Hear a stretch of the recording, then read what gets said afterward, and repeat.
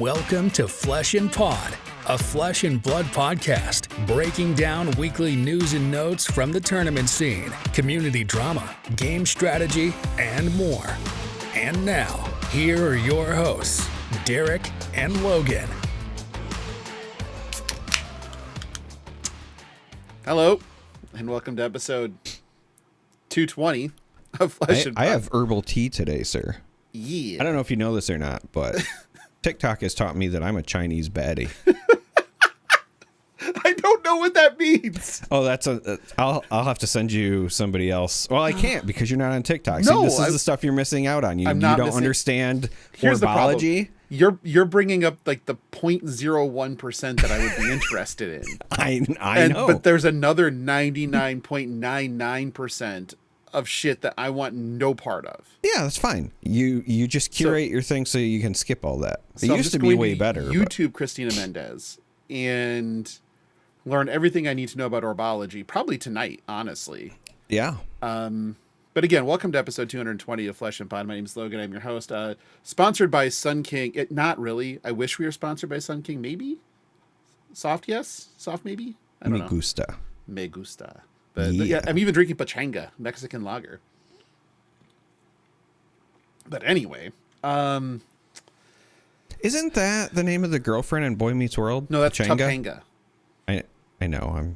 I'm being silly. Well, I don't know when you're being serious. Nobody does. That's true. Nobody does. My wife and I, this is totally not flesh and blood related whatsoever, but for Friday the 13th, we went and got tattoos. Yeah, and makes sense. Just small ones again. We were like, hey, let's just go do a date. What sounds fun? Tattoos always sound fun. So when we were doing it, she had to explain to the artist that I'm not actually serious and that the way I am is because I'm just somewhere on the spectrum and that I'm joking. Okay. Okay. That was, so I had a doctor's appointment, and the nurse was just like, oh, I'm sorry, we have to draw blood again. I'm like, why are you apologizing? And she's like, well, I mean, I got to poke you with a needle. And I'm like, this vein is my favorite one. Use this one. She's like, you have a favorite vein? Like, I do have a favorite vein. She's just like, I'm like, I've never done an injectable illicit substance in my life. And she's like, I believe you. And then she just sat there and as watching, me mesmerized while she's poking me because I fucking love needles. And she's like, I have never seen this in my life. I'm like, yep, this is me. I'm a weird one. She's like, how many tattoos do you have? Zero. Because otherwise I'd be covered. By design. I'd black out an arm. Just for fun. But we are a Flesh and Blood show, allegedly. Who am I with today? My name's Logan. I'm your host. With me, as always, not in the Filesmer. That's right. I love that one. I think it might be my favorite one. Well, Darick Oswald. Darick Oswald. If you Control F the Epstein files, Darick Oswald, it does not appear. I did check because, well, you got to know what you're working with. Buddy, how you been? How was your Friday the 13th went well? How was your Valentine's? Friday the 13th went well. Valentine's Day, Sophie went and she spent the day with like coworkers. She works with somebody who has immigrated from Iraq, and they were doing this big like luncheon thing. So she invited a bunch of the coworkers over. So I let Sophie go do that. That's why we did Valentine's Day Friday the 13th, and we just like Friday the 13th better anyway. So we did like fun date day tattoo stuff Friday. Saturday, she went and did that. I hung out with the boys, but it worked out well because Monroe had been battling the cold all week, and I'm getting it. I don't know if you can tell. I'm kind of nasally. It's been like, it's not like a bad one, but definitely nose running, problems with sneezing, throat scratchy. So I didn't go to any events this weekend just because I don't want to get other people sick. And then today has been just kind of like catch up on housework stuff because of, 2 days of fun. Now it's get back into the routine, and I've got a bunch of stuff I got to get done before I start my like back-to-back weeks of travel. So Yep, there's a lot of that going around. We've had a week. We're gonna vague book a little bit because we don't do that much, but we've had a week.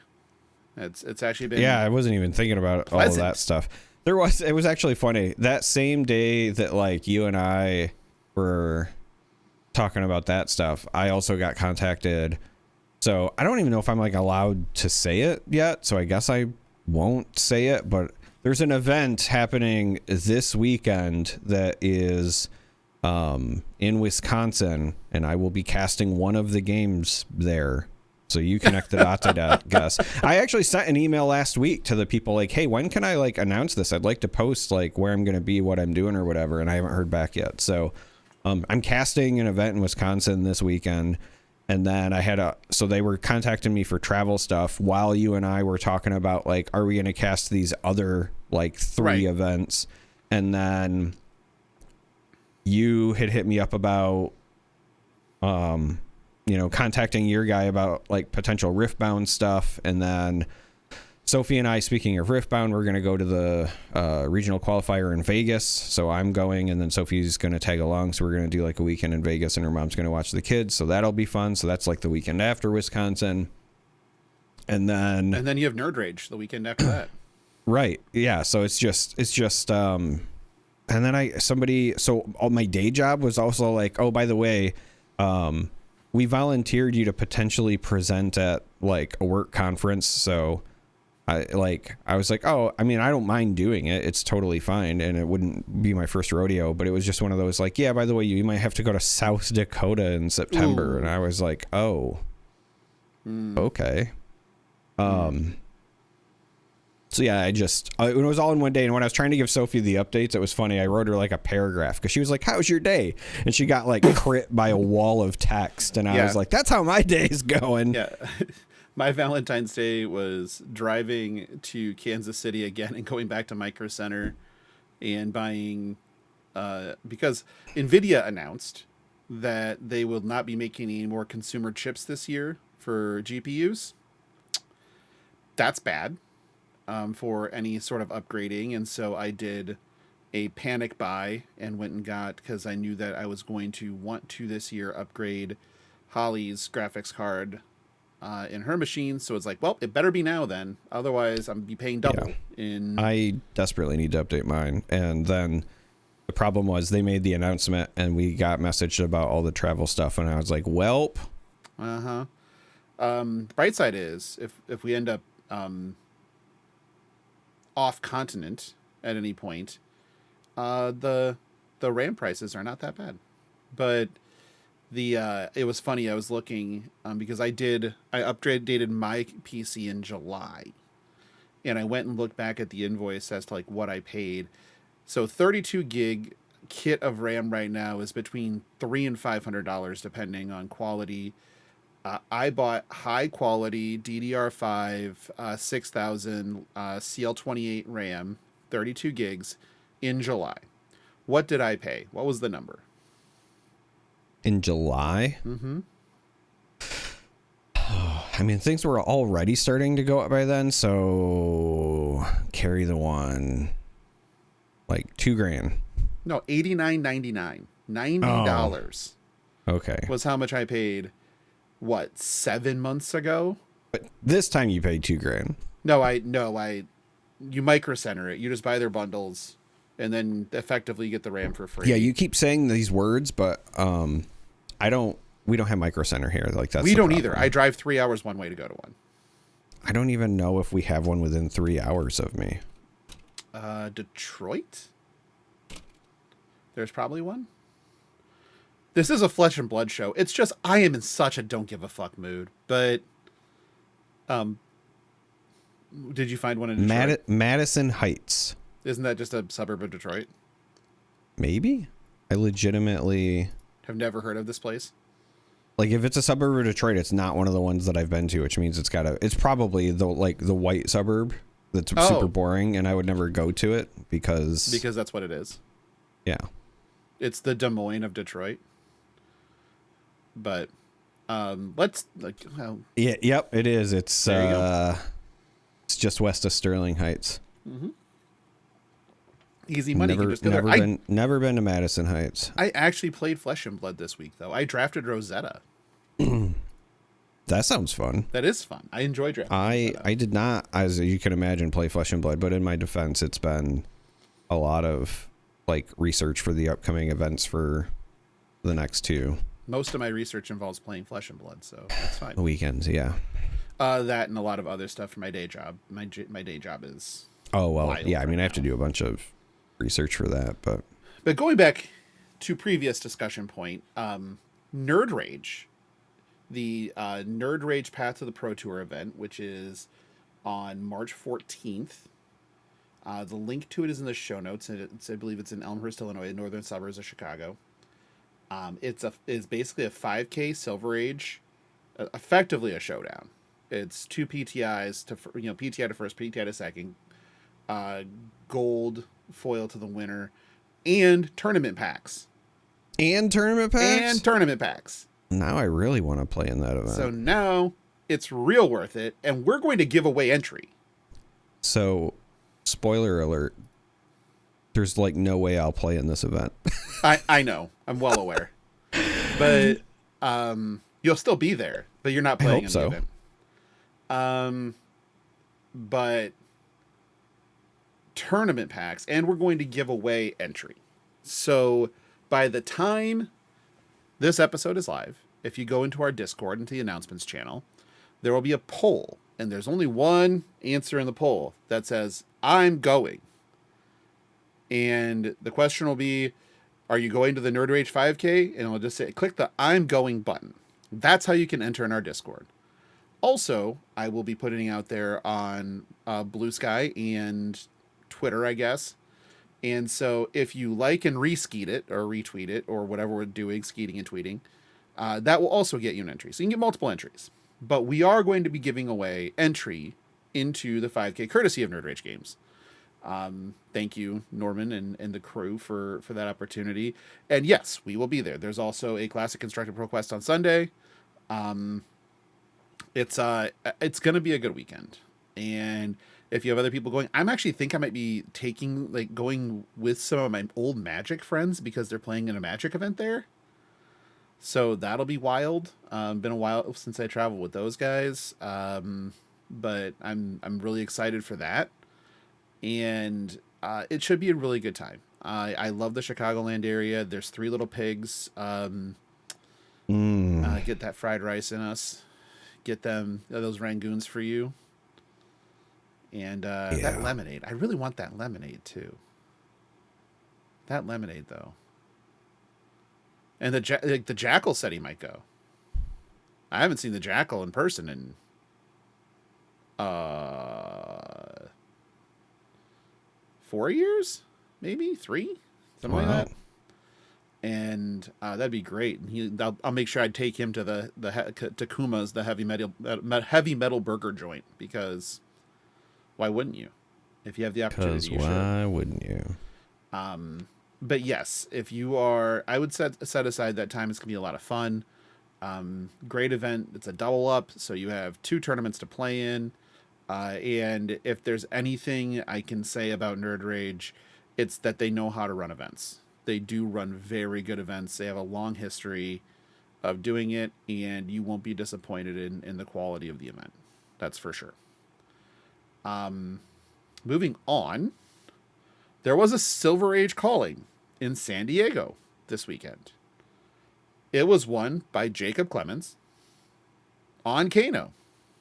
Again, just like he won the showdown in London, playing Kano.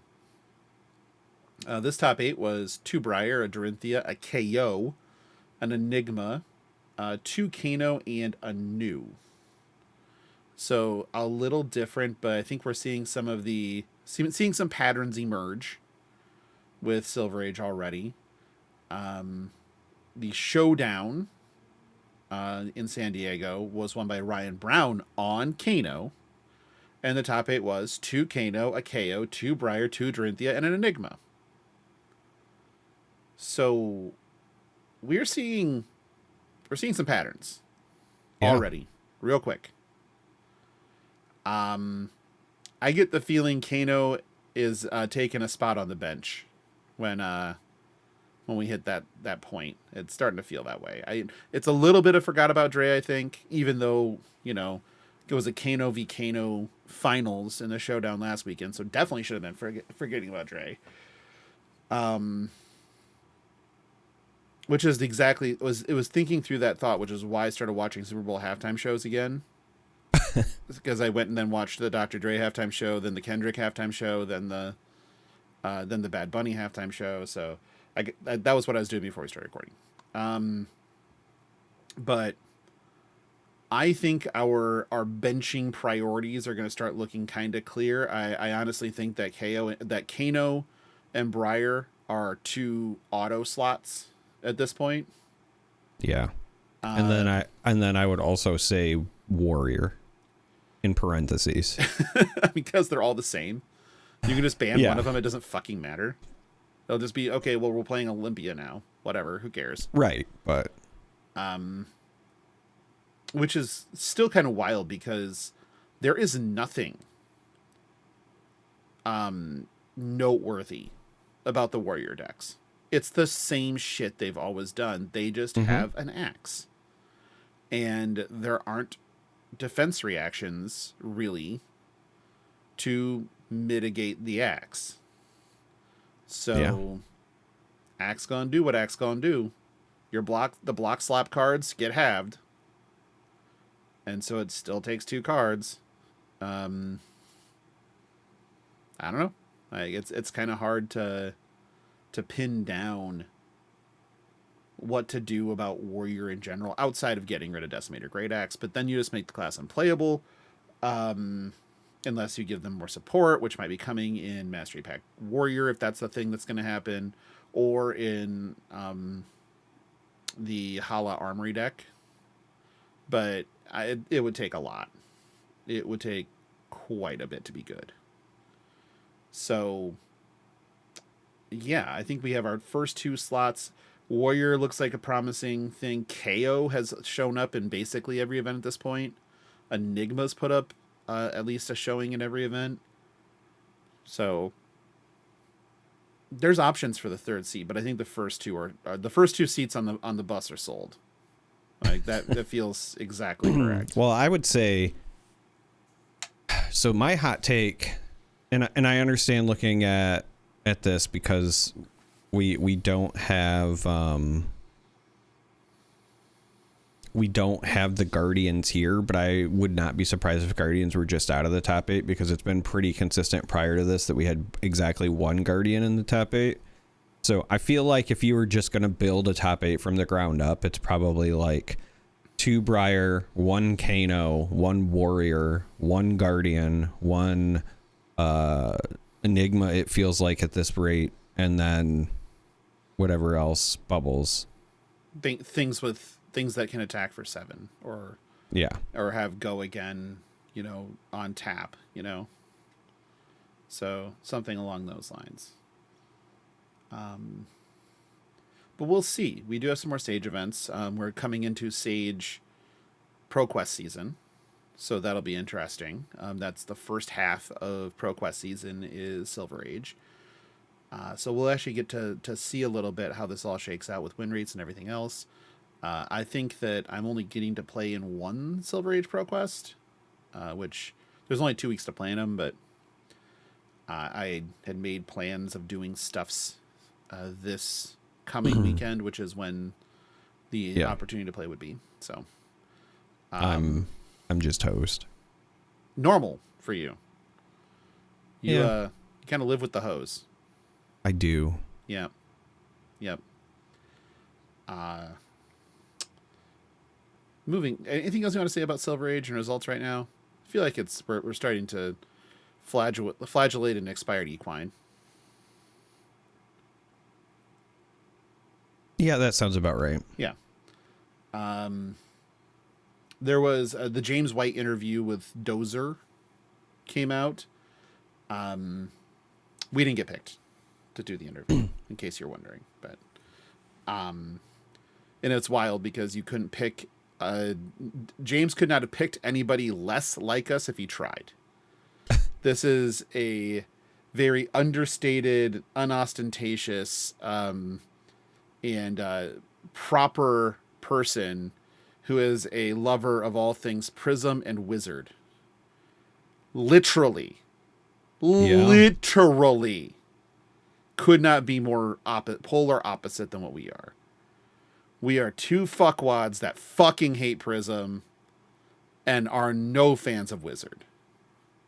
You're not wrong. So, interesting that I went the exact opposite direction of us. Shot my shot. We didn't get it. No hard feelings.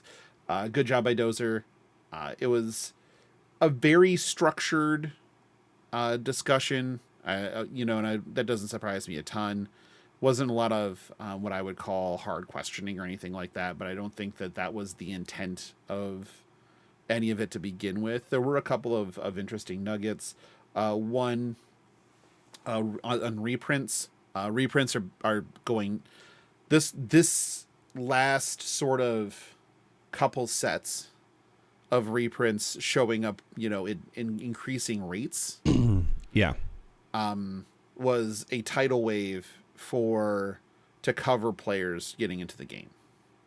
So reprints are going to slow down considerably. You won't even see much for reprints in sets going forward. Compendium's job is done. It was to get more cards into the ecosystem for new players. Right. In the reprint slots. Then they, looking at prices and how they've come down a bit, they do feel like it's done its job. Rusted Relic is an intentional lemon in that slot. So, Rich, when you opened that Rusted Relic, I opened no Rusted Relics.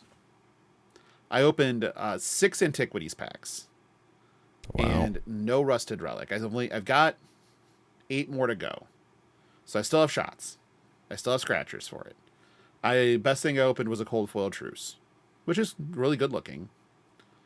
And that does go in Warrior Cube. So there is that. But and then pull rates we'll get to it, but pull rates are wild. James also said that Compendium is already the all-time best-selling Flesh and Blood set at distribution. And that's not for nothing when the cost of them at distribution is higher than it had been in the past.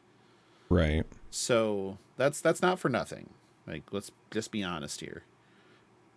Pretty surprising to me that it was already at that level, but good. Honestly, I mean, if this is also a good hop-on point for stores, I'm into that. I know that we have a new store here in town, in the Des Moines area, that's getting Flesh and Blood started. The regional coordinator for the Great Lakes moved to Des Moines, so he's here now. So it's getting interesting around here. But that was the other interesting part. But then a lot of it was kind of it was a good discussion on development and on the cycles that they go through in design and how that all works. So it's a really interesting discussion. It just isn't full of newsworthy things, but very good listen. You do get a little bit of inside baseball, which is always nice. I do enjoy that. But all told, the insight was good. Just not a lot of, this is something to report on. And we are, by and large, a news show. We are journalists. Sir. No. No? No. We're definitely not journalists. No? Yes? No. No? Soft maybe? AJ Lee continues to be my favorite thing to happen in wrestling when she shows up. So her entire promo with Becky, where Becky's screaming no, and she keeps saying things like, yes? Is that a yes? No? No? Yes? To be no? fair, though, Soft maybe? That's partially because Becky's been outstanding lately, too. On the mic, absolutely. I'm not a big fan of her ring work in general, but on the mic, she has been incredible. There's been some people on absolute heaters lately when it comes to their mic work. And then also, you know, the usual suspects are killing in the ring. But when did Tiffany Stratton get good at mic work? She was struggling. Took the vacation. Yeah, she took a vacation. She was struggling for so fucking long, and then she comes back and she's just cooking people. It's like, oh, okay. Roman and Punk, which is no shock. Roman got good by hanging out with Heyman. Punk got good by hanging out with Heyman. So, no shock there. So, wrestling talk happened early. Sorry, kids. But I really wish that there was more AJ, but I would probably get annoyed if there was too much AJ, so it's been like perfect. But AJ Lee continues to just be an absolute treasure. Also, if you have not watched the Hot Ones with AJ Lee and CM Punk, it is I haven't yet. Legendarily good. Because like Punk asks AJ who's on her Mount Rushmore for female wrestlers, and she starts naming them. She's like, "You've dated a lot of these. Ooh, is that uncomfortable for you?" It's just like watching like Punk all squirm. Yeah, it's like all of them. So it was really funny, but you should definitely watch that one. That one's really good. So yeah, that's the sort of the microcosm of James White's interview with Dozer. Again, go watch it. It's an hour. It is chaptered, so you can kind of skip through the things. Like, if you don't want to listen to the entire Prism discussion, you can just click. Worth noting, though, is that James said that once Prism is gone, basically, it's a while before the next Illusionist. So probably Dromai in 27 is the next Illusionist. Thank God. Moving on. Have you opened any compendium yet? I have not yet. Man, act like you have a show about this game. Well, so the biggest issue is that the store that I purchased my Flesh and Blood from it technically has closed or is closing in like 2 or 3 days, but also now there's rumors that they are reopening in another spot. Like it's a whole thing. So there's reasons for that. Okay. But there are other places that carry Flesh and Blood. Just gonna put that out there. I mean, there are other places, but I try to support my LGSs, and like the next closest location after that one is like 40 minutes away. So okay, that's a ways.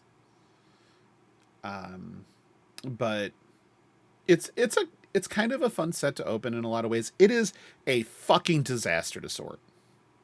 It is the worst set to sort I've ever touched. Supplemental sets, but even without a sub theme, because like back when we used to have supplemental sets, there was at least a sub theme, right? Because you had Crucible kind of didn't, but Crucible and Everfest did not. Everfest still had enough of like the elemental stuff and then the like item stuff for the merchants that it was a little bit easier to sort. So the other problem is we have new classes since then. Right. And new Talents. I was gonna say, like, back then it was also tighter as far as the roster. What is this? Okay, hold on. I got my binders right here. So hold on. Okay, this thick ass binder filled to the gills, not even complete. By the way, not even close. It goes Brute, Guardian, Ninja, Warrior. So, you know, we're doing good. That's WTR, right? Easy. Yeah, sure. And then Mechanologist, good. This is just Arcane Rising. Mechanologist, Ranger, Runeblade, Wizard. We're doing it. We're doing the thing. It goes Illusionist. Okay, that was the next new class. So that makes sense. And then Assassin, big fast forward. And then from Assassin, we go to Necromancer. And from Necromancer, we go to Pirate Necromancer. From Pirate Necromancer, we go to Pirate Mechanologist and Pirate Ranger. Then to just Pirate. From there, we have Light Illusionist, Light Warrior, Light. And then Shadow Runeblade, Shadow Brute, Shadow. And then Elemental Guardian, Elemental Ranger, Elemental Runeblade, Elemental Wizard, Elemental. And then Earth Runeblade, Earth Wizard, Earth. And then Ice Guardian, Ice Wizard, Ice. Ice baby. Too cold. Too cold. And then Lightning, Runeblade, Lightning Wizard, Lightning. And then Draconic Illusionist, Draconic Ninja, Draconic Warrior, Draconic. It's like, fucking Christ. And I'm still not done. Like, it's just so much. And I do not have enough Fart of Wars yet. I need one more Fart of War. So, I did open 4 Elemental Strikes, though. If anybody is going to play that card. I've got one more. Isn't everybody going to play that card? Is everybody going to play an Elemental? Yeah. No? There's only 2 legal right now? Just... Okay. Get out of here with your logic. Anyway. Also, from all of the things we're seeing, the pull rates are fucking crazed. We've had reports of somebody opening 6 Marvels in 8 boxes. And we opened 2 cases, saw 1 Marvel. On your favorite website, somebody was like, I opened 1 box of Compendium and it had like 8 hits. Christ. Yeah. Yeah, I opened... The one box I opened had... Or one of the boxes I opened did have a Marvel Equipment, Marvel Azalea, and a Legendary. So, distinctly possible to do. But the only Legendary we opened was Enlightened Strike. No others. So, also weird. But, c'est la vie. Like I said, opened 6 Antiquities packs. Did not get Rusted Relic. Have a lot of Fate for Scenes and Scar for Scars, I think, are the ones that I had kind of multiples of. Which, again, good ones to have. I think there was a Weakest Link in there. Goodbye. So, you are the Weakest Link. Goodbye. I kind of liked that show. Is it bad of me that I liked that show? Yes. Really? I don't know, man. I just work here. I don't pay you. I mean, I do, but not in that way. I pay you in joy. That's what I do. Your joy is my misery. You're the one that threatened me with Stark hosting the fucking show when I was gone. Listen. You're right. Yes, I am right. Thank you very fucking much. My God. And you're right. I probably wouldn't come back if that was the case. You just burn it down. Probably delete the YouTube channel. But can I delete podcasts from the ether? Nah, there's no way. That shit's there forever. Anything is possible. Is it though? Yeah. Okay, I guess. Let's talk Battlegrounds really quick, because we did kind of get the, we touched on it last week, what the qualifications were. We now know the first 2 in the US are March 28th, which is min-maxes. And I haven't seen a cap on that one yet, but because they took out, I think, a venue hall. Green Tree capped at 72 and sold out in 24 hours. That's on the 29th. That's on a Sunday. That's insane. Yeah. That's fucking crazy. Go Green Tree, though. And yeah, go John, go Jeff, Love to see those guys, selling out stuff like they always do, really. They do an incredible job. So I'm not surprised. But yeah, I didn't think that they would sell 72 seats in 24 hours. I don't think they did either. So on their website is a waitlist option to purchase a waitlist spot for $0. And then if obviously somebody drops out, they'll go through the waitlist. But yeah, it's pretty incredible. These are going to be very popular, it looks like. These will kind of bring people out of the woodwork to play. It's 1-day event. You don't really have to, you don't have to fly to one. There will be one close to you at some point. I think that's a big deal for them. And honestly, as like a local celebration of Fab, I think that they're going to do a good work. I think they're a good replacement for Battle Hardens in this respect. Like, that's my personal opinion. Anything to add before listener questions? We're kind of zooming through it today, but there was not a lot going on.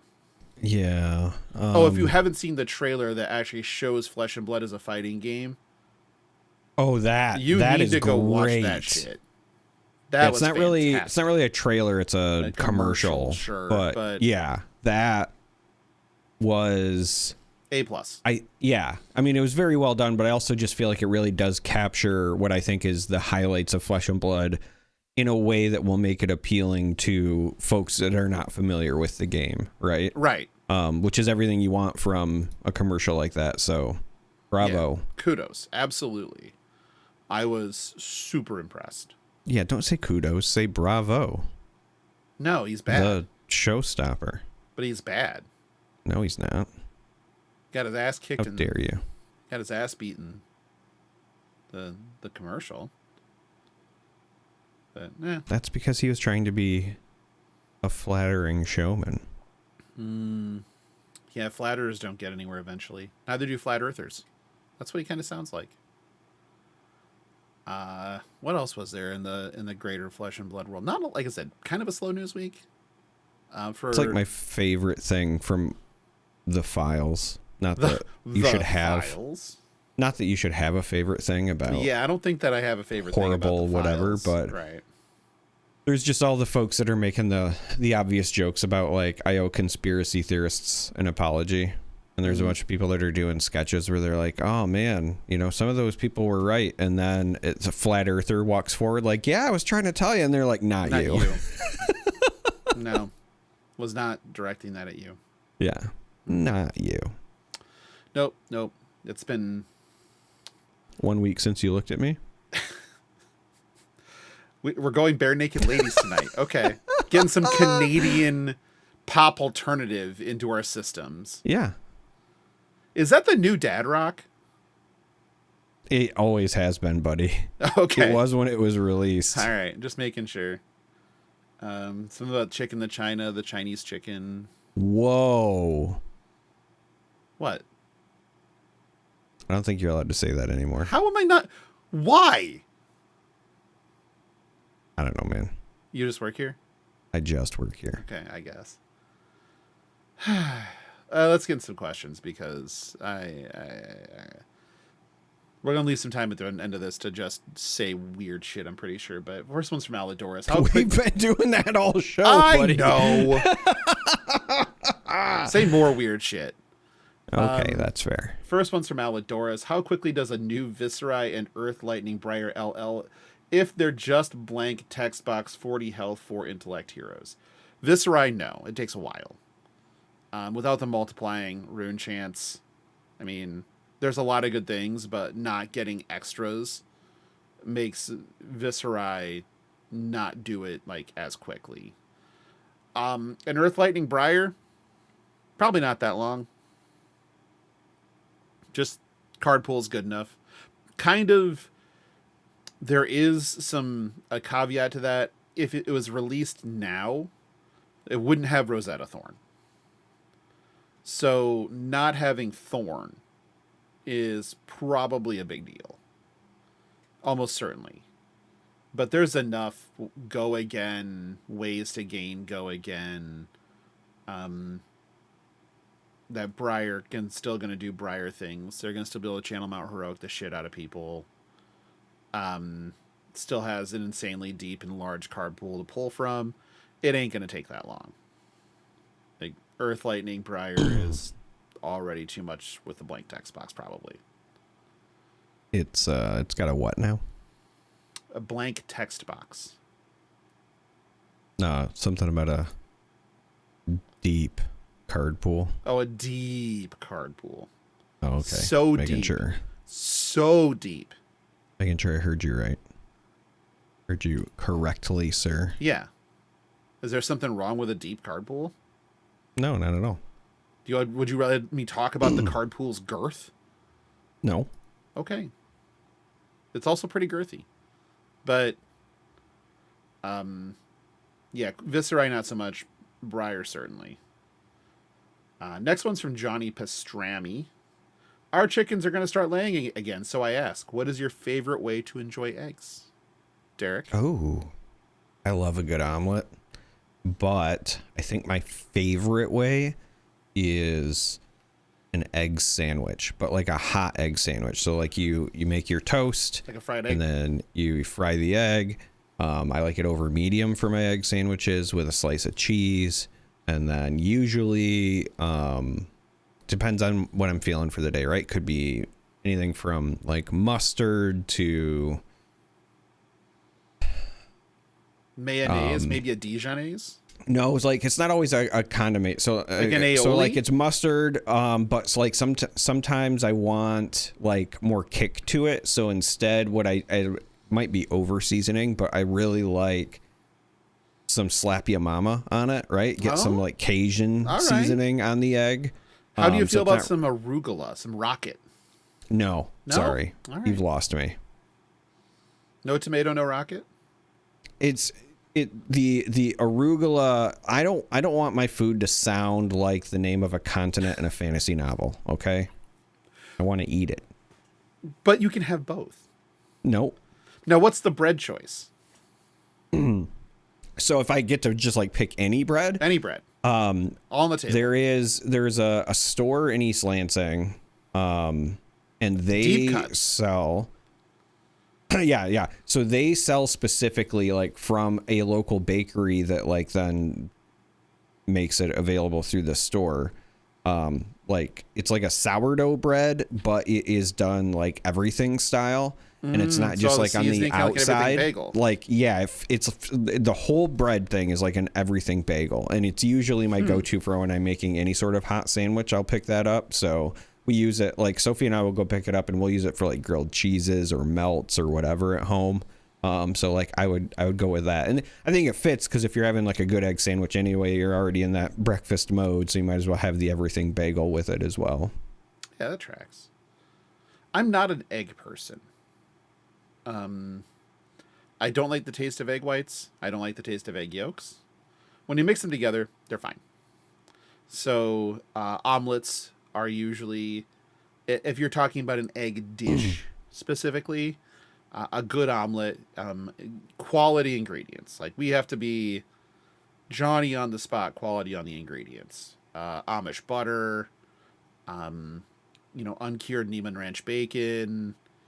We're doing, some red onion, none of this yellow or white bullshit. You give me some of that red onion. Okay. I hear you. We can make a thing happen here. So a good omelet, and I consider this to be an egg dish. This will be somewhat controversial for people. Although we did have a conversation with Keith about what the fuck did we end up talking about? How it is how queso is cheese pudding? Yeah, I don't think it is. But what was it? His thing with cake? I don't remember. I guess we have an entire text thread. Somebody could pull this up. But I believe that creme brulee is an egg dish. Well, then that means like French toast is an egg dish. Well, no, because the toast is the star. And a custard is very eggy. Well, it doesn't taste eggy, but it has eggs as like very central to the custarding. But that's probably it started with Cheese Whiz is cheddar flavored frosting. No, because it's definitely not cheddar flavored. It is partially hydrogenated cheese product flavored frosting. Well, that's what I said. I was like, that don't taste like cheddar to me. No. But and it's like plaster. I mean, it is. I think you can fill cracks in your foundation with Cheese Whiz, and that shit will be just fine. So, yeah, that was it. And I definitely see it as, I can see where it's frosting for sure. We're talking canned easy cheese is my thought. And I can definitely see conceptually how it's cheese product flavored frosting. But I think he was starting to bridge it a little too far. And then we got back into he got on me about beer being bread, and no, beer is liquid bread. Very important safety tip. Yeah. It's drinkable bread. Right. Yep. I also, scrambled eggs specifically in a breakfast burrito. Yeah. Yeah. Okay. Like that'll do. Big fan of a breakfast burrito.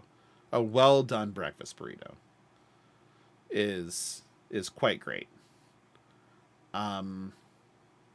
It's so wild that you can get a breakfast burrito and the ingredients are S tier perfection, and the entire burrito is ruined because the motherfucker that made it didn't know how to roll a burrito. Or didn't tumble it proper. Right. So like you get all the peppers and cheese on one side and all the egg on the other side. Which is horrible. What are you doing? Yeah. So those are more complex than people think. Next one is from Clark J. Who is getting a dozen surprise roses from who this Valentine's Day? I think his example was Lena Bell getting some from Lyeth because he's smitten over her poisons. Which I never stopped and thought about this, but Lyeth kind of does look like Bret Michaels from Poison, but just like very aged up. Well, I guess Bret Michaels looks like an aged up version of Bret Michaels now. So sure. I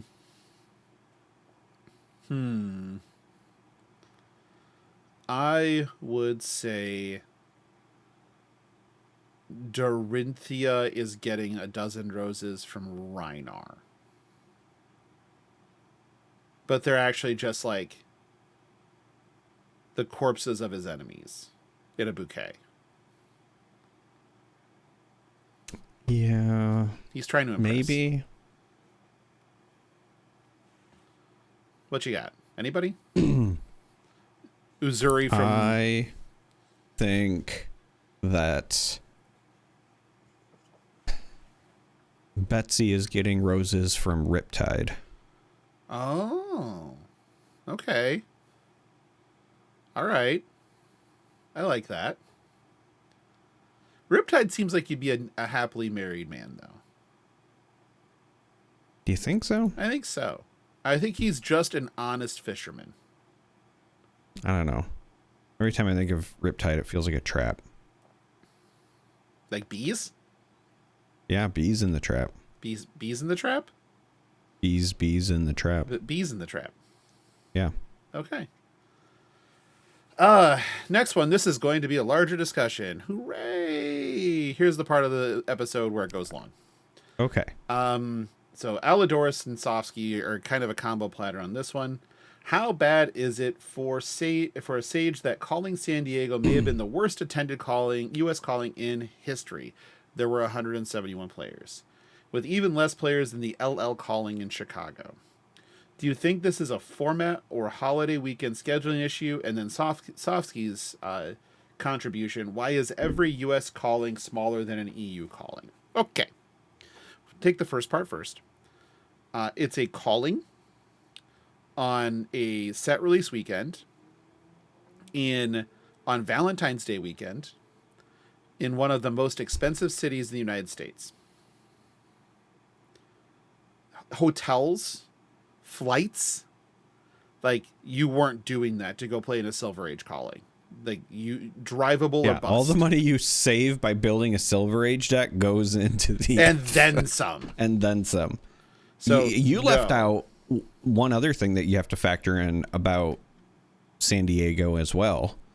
And it's something that we've touched on in past stuff, but if I'm thinking of like locations that I would be potentially leery of going, it wouldn't deter me because I'm a degenerate, but with everybody saying like, hey, maybe they should move Nats because of the stuff with ice. Well, San Diego also has a bunch of ICE and customs enforcement and so forth.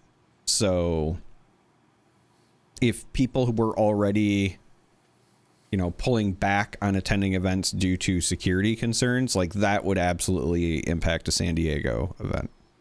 Sure.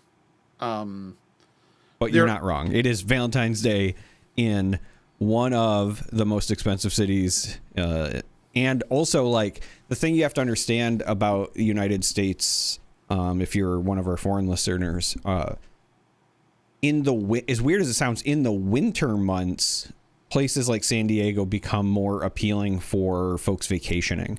So hotels and so forth are already typically more expensive in the winter, unless there's like, they'll still be expensive in the summer, don't get me wrong, and especially if there's like special events and whatever. But for the people that are in the northern parts of the country that want to go someplace warm, your usual destinations are California, Texas, or Florida, right? Like Arizona. Those are just, there's the snowbirds or whatever, yep. Arizona.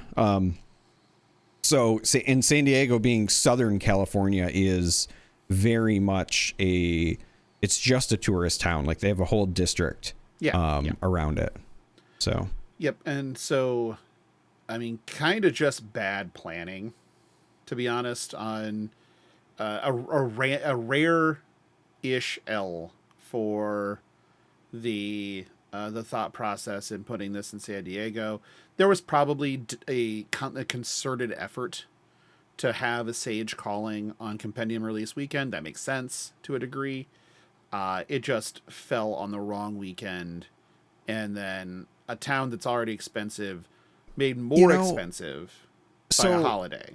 Yes, it was on the release weekend, but I would also say this. I feel like for most of the people that were going to be really excited about Silver Age and specifically Compendium, if they were more likely to travel or whatever, I think they would have been more willing to go to the world premiere. And I think that's why the world premiere, sure, did as well as it did and sold out, right? And so I think when you're also factoring in, like, it was a holiday weekend in San Diego and blah, blah, blah, but it was also just right after the world premiere, and a lot of people can't afford to go to both. And if you're going to go to one, you want to go to the fun world premiere one. Go to the cooler one. The other thing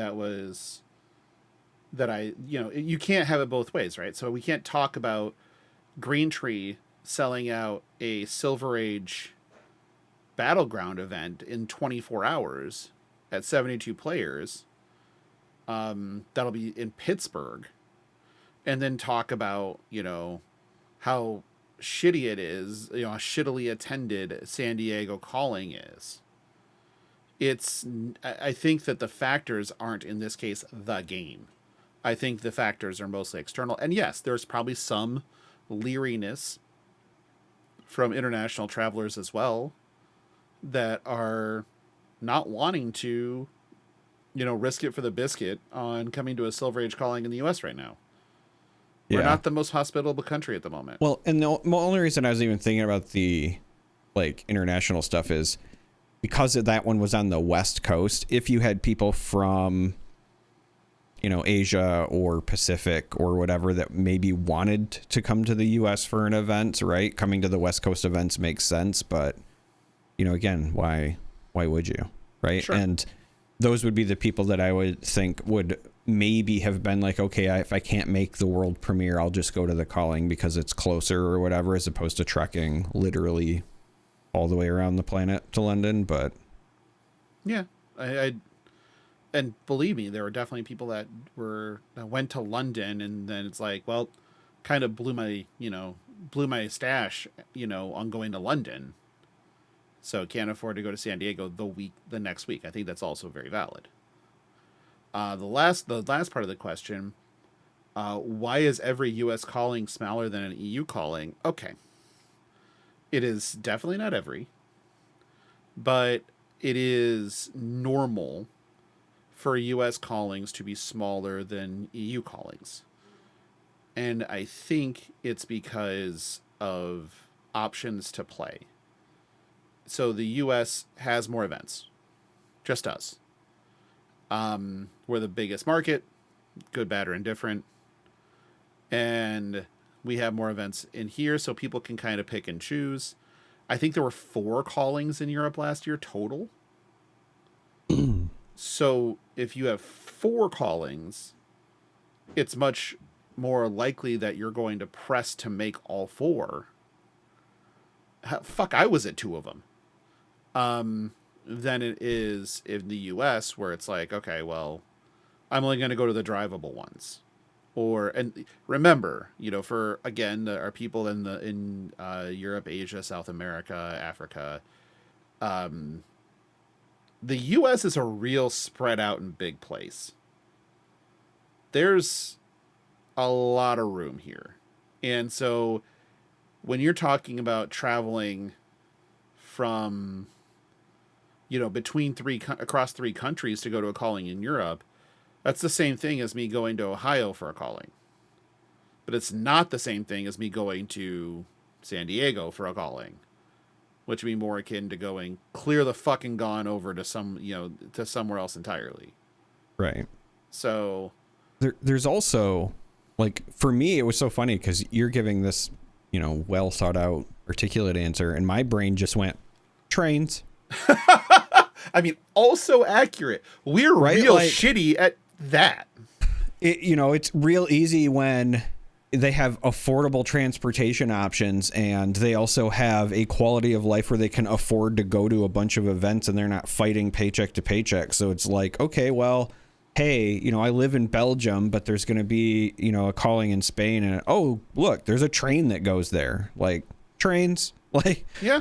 I don't know how else to put it, but whenever I look at stuff when I'm just like, how does, point A get to point B? 9 times out of 10, the answer is trains. So hold on, I can do this easily. It is 1,605 kilometers from Iowa to Washington, D.C. A train ride there takes about 20 hours. That's also because we have bad trains, for the record. Correct. So what is 1,605 km train time Europe? So you have multiple connections, blah, blah, blah, blah, blah. So what is the longest train trip in Europe? So it takes 22 hours in Europe to do the same thing, but you get to be in Europe. And I want to say that I was actually looking at the bus duration, not the train one, and the train one is usually longer. So, not fun. But you basically, the ability to travel across the country in the US either is you're driving or you're flying. That's it. There aren't any other options. Not really. Not really. So, yeah, our transit system is absolute bullshit. So, you can definitely, sometime, if you're in the US and you're in one of the cities that has an even okay train system. So thinking about Chicago, Vegas to a degree, the subway in New York. If you're ever in like one of these cities, just take a minute, identify some tourists, some people that aren't from here, or aren't from the location, but are from the U.S., and listen to them wax poetically about trains. Because this is just something they've never had in their life, and they are bewildered by the fact that you can go from point A to point B in a reasonable amount of time without a car.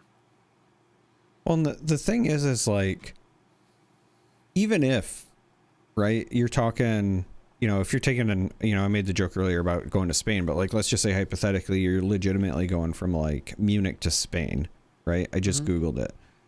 You can get one that's like basically 13 hours with a couple of stops and whatever along the way. But also, it's significantly cheaper than the same trip would be here in the States, even if you drove. And Right. that's with you, like, not even having to worry about the driving and whatever. Yep, trains. So Also, it was just when you were like, blah, blah, blah, my brain was like, trains. Yeah, trains help. That's why. Yeah, trains are good. Big fan of trains. But, yeah, you know, you've heard it here a few different times that there's a lot of things in the U.S. that are pretty much a shit show at the moment. And a lot of things can get traced back pretty easily to U.S. hasn't actually invested in reality, in real infrastructure, since like 1956. So it's been 70 years. And that was the interstate system, which is great. Interstate system is amazing. It's fantastic, but it does require a car.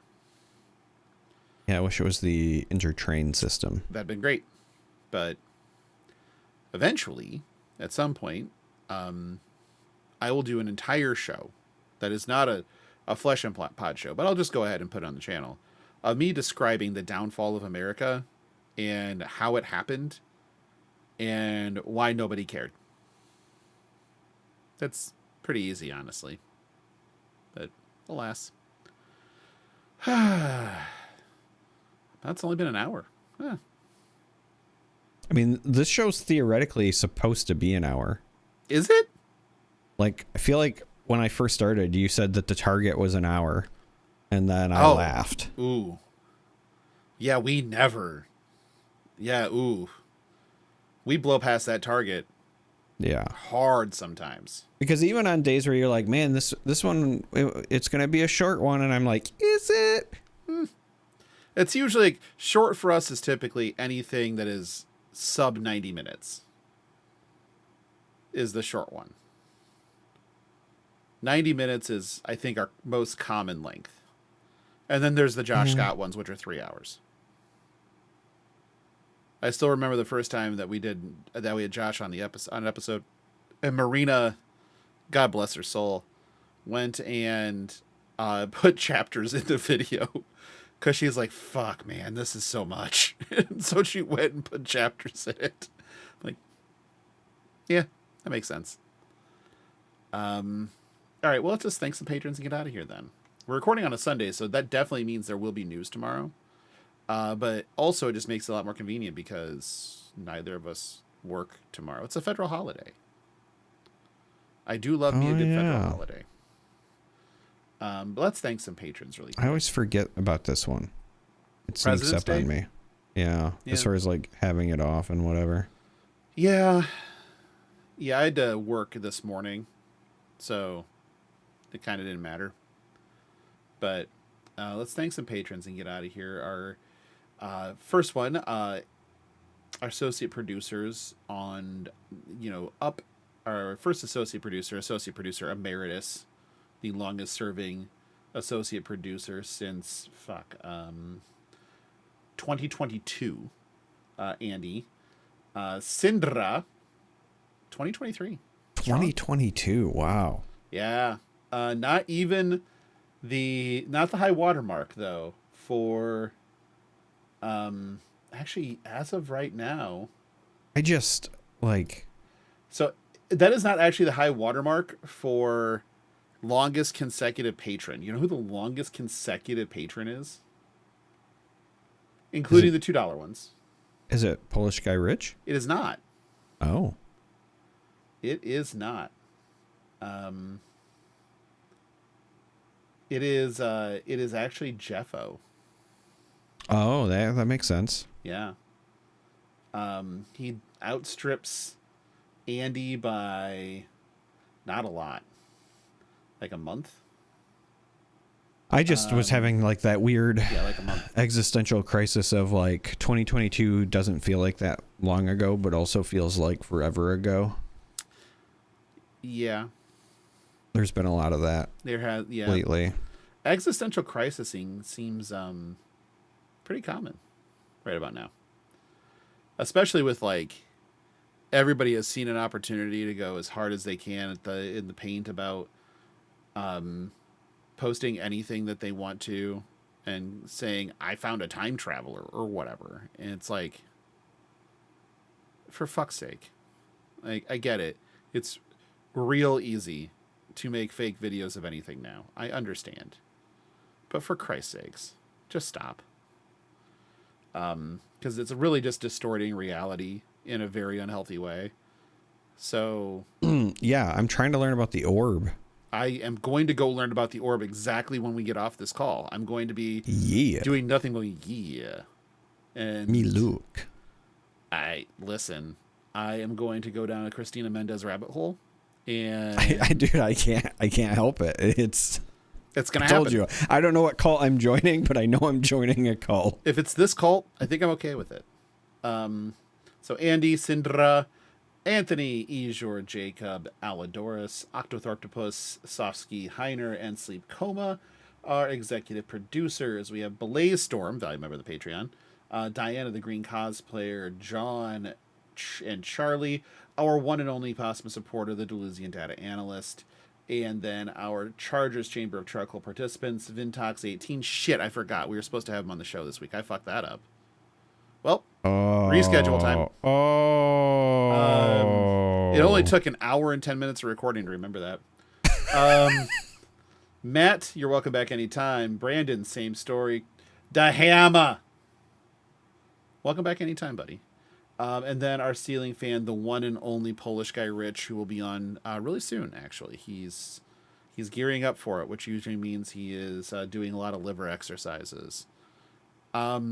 If you're interested in becoming a member of our Patreon, you can go to patreon.com/fleshandpod. Link is in the show notes. There's some fucking number of tiers. Pick one. I don't give a shit. But subscribing is good. It helps the show, and it keeps the lights on around here. Eventually, we'll start doing After Darks and stuff like that. I also have playmats that are really, really cool looking. They are really cool. For anybody in the Possum supporter and up tier. So if you feel like getting a playmat, you can do the thing. If you need to contact the show, you can send us an email at fleshandpod@gmail.com. Link is in the show notes. You can also find us on BlueSky at just search Flesh and Pod, or you can find us on Twitter at FleshPod. We barely do anything on there though, but there's a contest thing that I'm going to be posting, so we'll be doing something. But the best thing you can do, the number one thing is just join our Discord. It's free. Just join. Click on the link and join. And then say, I have arrived at IMJO. Man. Oh. Okay, I gotta go. I'm gonna go into the Chuckles with Charmer channel for like my... Oh, it's been pretty good. Hasn't been me, but the stuff that's been posted has been great. Oh. Do not let Logan see this. A cashier, when you try to use...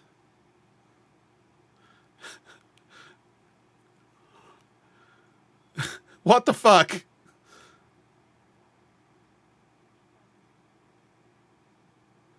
Why?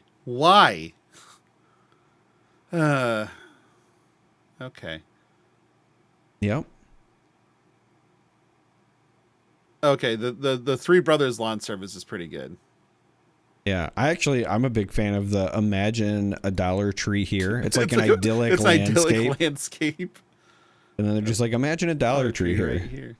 Yeah. Yeah, it's good stuff. Save room for dessert for room. All right. Okay, there are some funny ones in here. You cannot pitch a tent while in combat. Okay. I also just posted in the Kayfabe with KO. Oh, I love Kayfabe with KO.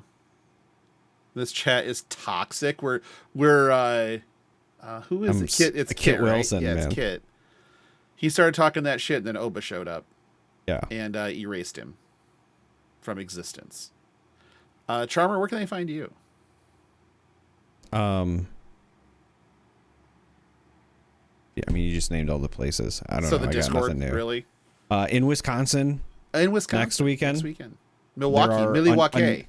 There are a number of card game events going on, and they're all at the same place. So if you're there for Flesh and Blood, but you still see me for, other game coverage, you can still say hello. In Milwaukee. Yeah. All right. Well, you should do that. But yeah, I guess that's the show for this week. It's still an hour and 10 minutes long. Fucking Christ. We can just fill a dead air like no one's business.